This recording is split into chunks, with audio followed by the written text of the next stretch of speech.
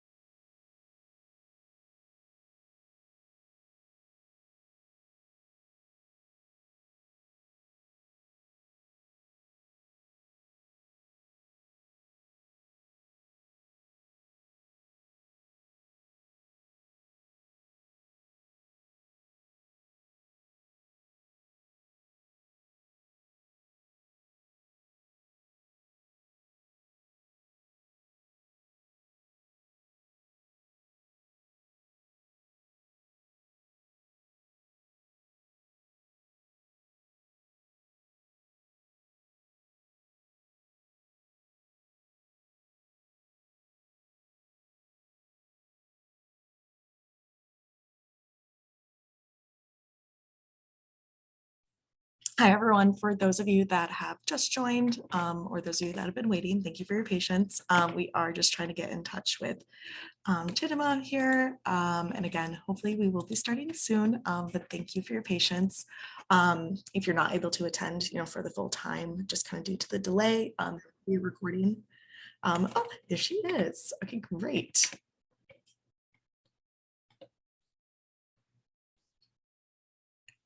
Hi, Chidinma, how are you? Hi, good afternoon from Nigeria. I'm good. All right, here, I'm gonna just get my video started, and then we can get going. All right. Perfect. All right. Well, my name is Claire. I'm one of the rotations advisors here at AMO. I actually was Chidinma's advisor about a year ago.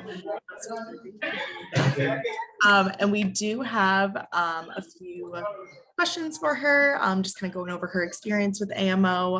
And then if any of the attendees have questions as well, you can put those in the Q&A or in the chat, and we'll have plenty of time at the end to ask more questions. So, all right. So Chidinma, if you just want to introduce yourself and just let us know a little bit about who you are. All right. Hi, everybody. Once again, good afternoon from Nigeria. I'm sorry I can't put on my video right now because I just stepped out from a class. So here I am. It's not really very convenient. So, but anyways, my name is Chidinma, and I'm a final year medical student of the University of Ibadan in Nigeria.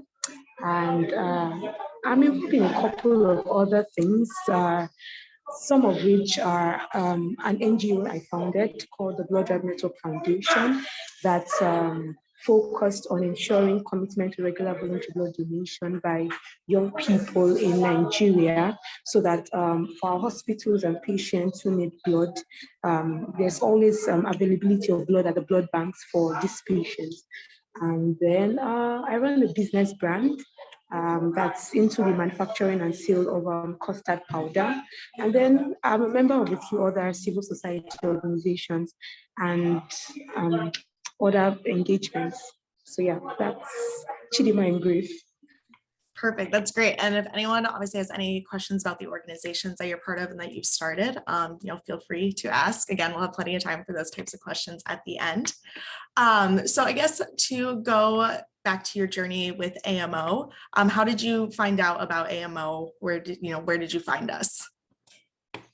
All right. I remember speaking to my mentor, who is also my teacher here in school, because I was having a conflict of interest over what specialty to do after medical school. Initially, I always liked pediatrics, but after I had my pediatrics clinical posting here in school, it was almost like I wasn't sure that it was going to be pediatrics anymore. And then that was about the time I started my organization. And then because it was basically in the public health field, and it seemed like I enjoyed public health. And I was also having my community medicine, that's public health at the same time. And it seemed like I enjoyed that posting much more than I did for pediatrics. So there was that conflict of interest, and I spoke to a teacher, and it was like, okay, that maybe I could do a clinical posting outside of the country, outside of Nigeria, and see what my experience is like, so that I'm able to better judge where exactly I think I find my, just find my joy and find peace, basically. So he asked me to go online, search out that there were a couple of organizations that ran clinical postings for IMGs and.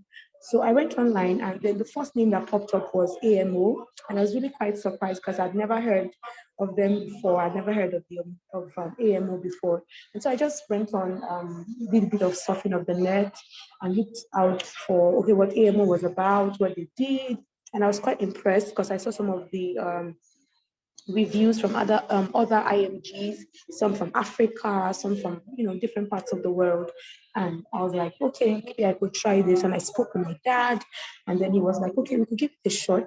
And I think there was also a contact number, and then I was attached to an advisor or a coach. I don't remember what it's called now. That was Maya. Her name was Maya, but she left. She had to leave AMO at some point, and I felt really sad because we really connected so well. I mean, it was like I was meeting somebody that I'd never met before, but we connected so well, like we had known each other for ages. And she put me through getting my documents and all of the things I needed to do. So yeah, that's how I got to know about AMO. That's great. And we're so glad that you had a good experience. Could you just tell Yeah, us a little bit about what your clinical experience with AMO was like? Where were you? What specialty, all those kind of things. okay. All right. It was quite an amazing experience. I mean, judging that this was my first time going outside of the country to, I mean, a place where I didn't have any relatives, no family. I was basically going to be on my own. But I was grateful that for the coach and advisor that AMO gave me. I can't remember her name now. I'm not sure if it was, I think it was you, Claire, Yeah, but it I'm was not sure. me. It was me. Yeah, exactly. So I was really grateful for the guidance, the just putting me through with that. Okay, this is what you do, especially getting accommodation, getting a place to settle, how to move around, and all of that. So I did my rotation in Chicago at the Holy Family Medical Center, Burin. Under Dr. Pasquale was quite an amazing MD, and I really enjoyed my time with him, especially how he would let me interact with the patient, even do some hands-on. I remember doing some tests for the patients, a COVID test, and then I remember examining some patients, and then we'd all sit down together, like the way Dr. House does it in the House movie, and then analyze the patient's details and arrive at a diagnosis. It was just really beautiful, and it made me love and appreciate pediatrics more. And so when I came back, I was like, okay, I just might consider doing pediatrics and maybe as a subspecialty in public health or community medicine. So yeah, it was beautiful. And I must say thank you to my AMO coach and advisor. You're very welcome. You're welcome. What do you think your favorite part of your rotation was? Uh, Now that's quite difficult Mhm. because I really did enjoy every part of it, especially maybe because I'm the kind of person that is open to making friends and just reaching out to people. So it wasn't so difficult to get around because I mean Chicago is quite different from Nigeria, the cold and having to get around, finding groceries.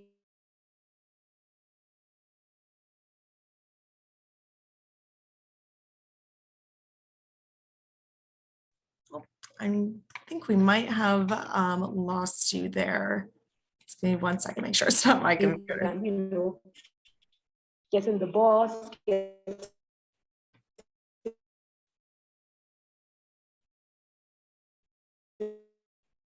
Oh, Chidinma, if you can hear me, your audio is cutting out. We're not able to hear you right now. um, the relationships I made with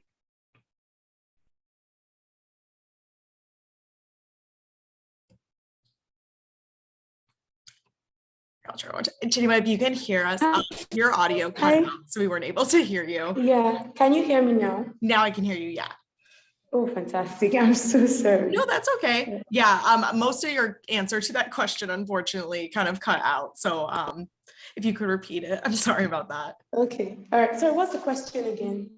Just what was your favorite part of the rotation? I know you're saying that you're able to connect with people pretty easily, so that was, an easier aspect for you, but just some of your favorite parts about doing a rotation. Okay. Okay. I had first off was my clinical posting because I had an amazing MD. So that was like really because I mean that was the reason why I was there in the first place. So it was like I better have a good experience or I'm going back and I'm never coming back. So yeah, that was quite good. I liked the way that even though I was not, lived in Chicago before, I'd not been exposed to the US clinical experience. He made it also very comfortable and interesting and got me involved. I mean, I thought I was only going to go there to do an observership, but somehow he got me to do some hands-on because he really wanted me to have an experience that I could relate with and be able to compare with the education and the medical training I have here in Nigeria. So first of that was quite an experience for me that I'm grateful for. And then second, I was able to make friends and we had some time out. I remember going to a Chinese restaurant in Chicago. That's Chinatown, I remember, and trying out their dishes. I can't remember the name, but it was quite, it was quite a delight. Yeah, those are the major ones. Were there other students rotating with you, or was it just you and then you made friends with other people in the office, or how did you find your friends? Oh, okay, yeah. So there actually was. So we had nursing students. We had majorly the nurses because I think there's this thing they do, this rotation. They go through hospitals to make up some. I don't know what's called now. I think there's some stuff they have to sign and fill some procedures in their books or something. So we had lots of nursing students, and then it was just myself and one other medical student. He was from India, yes. And I remember his name. His name was Adil. He was from India. Yeah. So it was just myself and him, and then the nursing students who were rotating. And the nursing students are amazing too. I really enjoyed my time with them. Some of my best friends are nurses, so I also love nurses a lot. Amazing. So I know you touched on this a little bit because you said that this kind of got you back into your interest in pediatrics. But how do you think that this rotation will help you in your future career? All right. So, like I said, I initially had this conflict of interest whether I wanted to do pediatrics like long term and solely, or just, flow with my passion for public health, seeing that I already had an NGO going on and I was already doing a lot of public health stuff. I was involved in a lot of international civil organizations. I was volunteering. It was like, I just loved that. And then it was that conflict. So, but after doing after I had my clinical rotation in Chicago, I was able to understand, okay, these are the things that I love, because I realized that the problems I had here in Nigeria, now this is not to put my country or the medical training system here in bad light, but just to identify the things that I feel like were the reasons why I initially had an issue with pediatrics after my pediatric posting. So there was this sort of hostile environment that the pediatric training here had. So it was like, because children are very loving people, very amazing people, and you want to spend time with them. But then it was like I was coming and I was experiencing something different. And so I realized that the issue was I loved environments that were less toxic. I loved environments that allowed me flow with, okay, my patients, relate with them beyond being patients as human beings and all of that. I remember connecting with one of my patients, so much so that when he was to be discharged after getting treatment for septic arthritis, we were literally crying together because I was going to miss him. I was going to miss him because he was going, and I had to go get him something, some grocery, and I was like, okay, this is my gift to you as you're going and all of that. So I realized that those were the things. So then I made up my mind that, okay, if I was going to practice pediatrics eventually, like as a subspecialty in community medicine, because the broader specialty would be community medicine. I eventually found that out, but subspecialty would be something that has to do with child nutrition, maternal and child management and all of that. So I found that it would probably have to be somewhere outside of a toxic environment. So I began speaking with other teachers, lecturers, consultants, and then they began to give me ideas of places where I could, experience pediatrics in that way or that format that I wanted. So that was something that the clinical posting exposed me to, because I initially thought that pediatric specialty was a very toxic one, because they were really trying to be careful about managing your patients, ensuring that you don't give overdose of medications and all of that. But I realized that, you can still be careful, you can still give so much of the best of care to your patients, to your pediatric patients, without that very toxic and very tense atmosphere. So I experienced that in Chicago under Dr. Pasquale, and I felt like, okay, if I'm going to do this, then it will have to be in a less toxic environment. And I was able to find out places and also inform my decision that, okay, I might also think about practicing in the US if I want to do pediatrics. Perfect. That's great. I'm so glad that this rotation was a good experience and kind of, got your love for pediatrics to come back a bit. Yeah, it did. All right. So I know we're starting to get a lot of questions in the chat, so this might be a good one to kind of go over a lot of the things, but what advice would you give to other individuals who want to do a rotation in the United States? Okay. Now, I think it would depend on individual choice for stuff, because I could have done it anywhere else, but I really just had, maybe because my school has an affiliation with the Cook County Hospital in Chicago. So I felt like, okay, that since I've had a lot of senior colleagues, other medical students who have gone before me visit Chicago a lot of the time. So I felt like, okay, Chicago was probably a very, homely environment, a very good place to go explore. And so I decided on Chicago. And then also the cost. So like I said, it's dependent on personal or individual choice, where you want to go to. Maybe you probably have been thinking about a particular country where you think that you would want to experience, and then also the costs, because I had to consider that.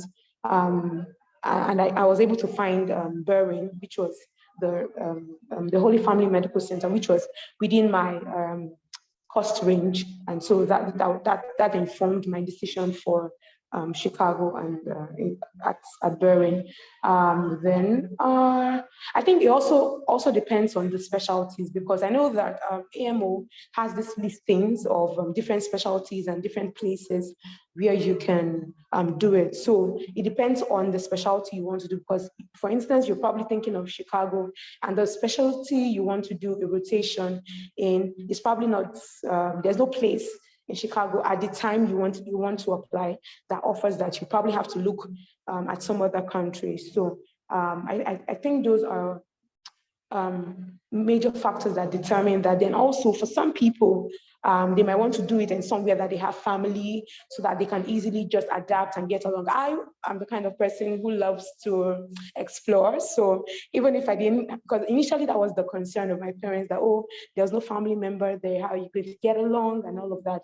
But I was me. I love to explore, and I was like, I would find my way somehow. And then thankful for Claire and my other advisor.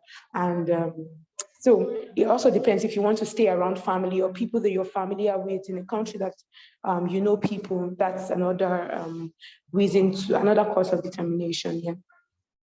Perfect. That's great. We have been getting a lot of questions in the chat about accommodation. Did you end up choosing to book an Airbnb, or where did you stay for housing here in Chicago?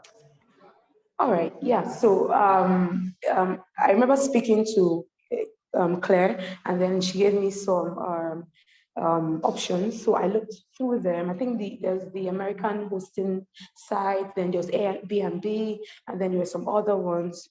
So I used an Airbnb actually, even though it was really expensive, but it was because at the time, because I was trying to also gather financial resources, so I could, fund all of the travel costs and everything.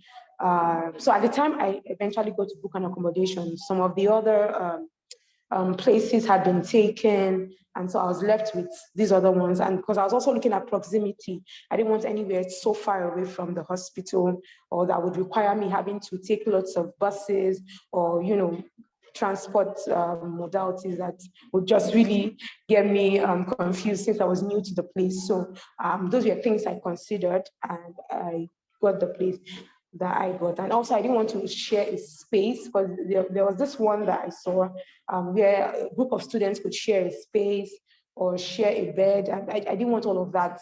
I just wanted my privacy and all.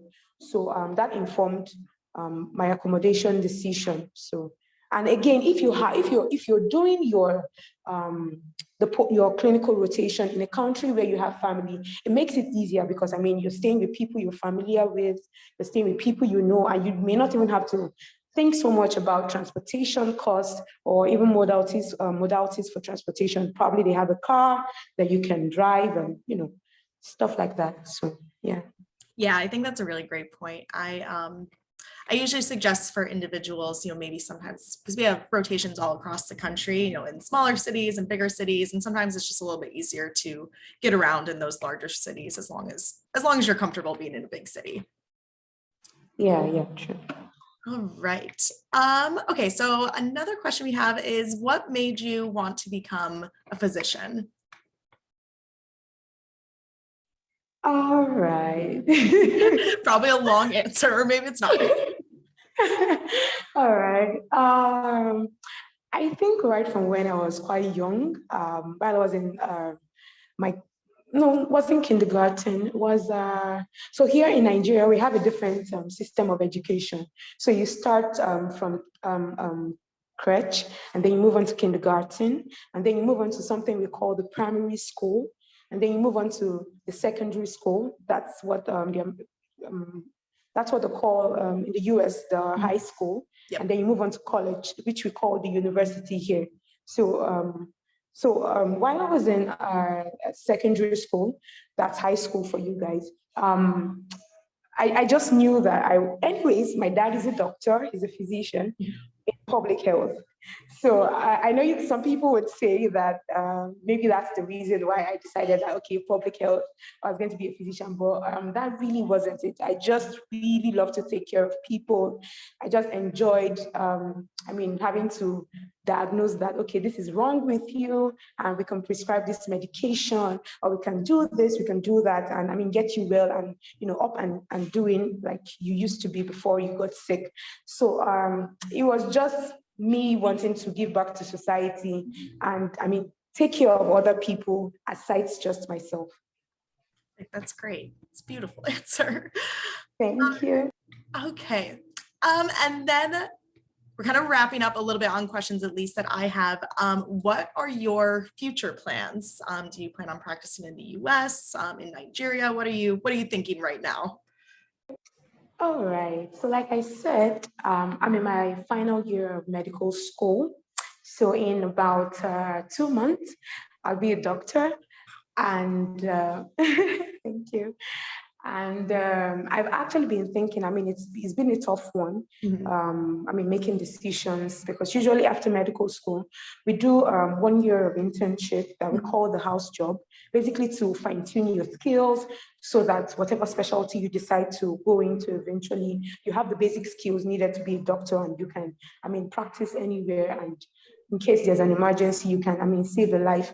So I was thinking, or my thoughts right now are that after that 1 year of internship, I would do an MPH, that's a Master's in Public Health.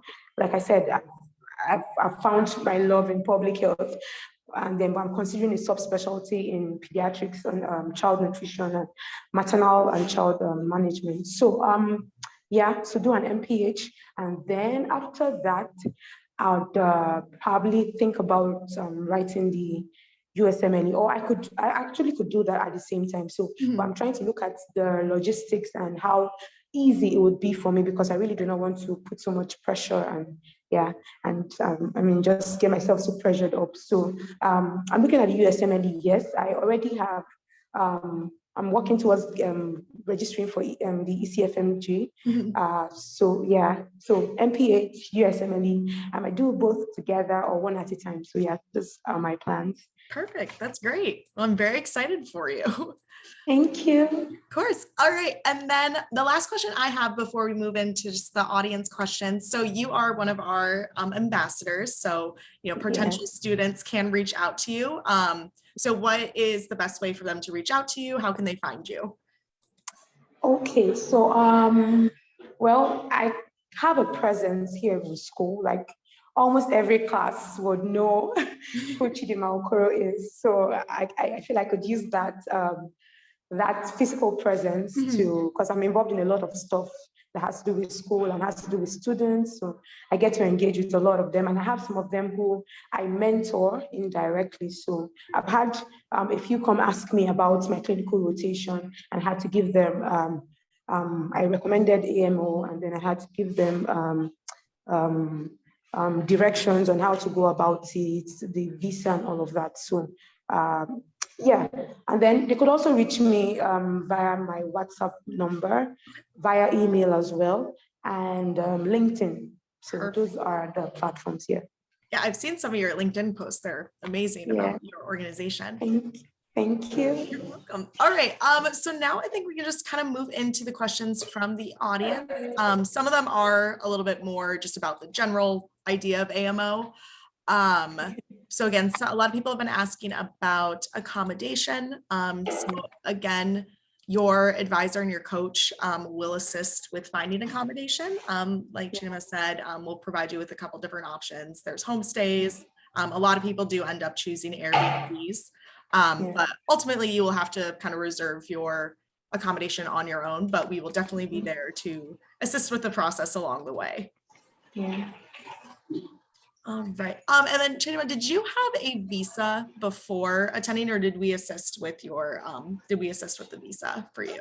Okay, so yes, AMO did assist with the visa procurement, but I hadn't had a visa prior to that time. So but because I had to do the rotation, so I had to go get, I had to begin processing my visa. Initially, I was I was asked to go get some documents, so I had to write back to AMO through Claire, and then I got the letters I needed from Dr. Pascal, and so I sent it over, and then the consulate accepted, and then they agreed, and so I was given. So I didn't have a visa prior to that time. I had to process, and I think I need to mention this, that a very important aspect of planning your clinical rotation is starting early, because I had a year to plan all of these things, get my visa, get my funding sources, get my health insurance, get my health travel certificate, and all of those things. And I had a year to plan all of that. So I think that's quite important when you're considering a clinical rotation in the US.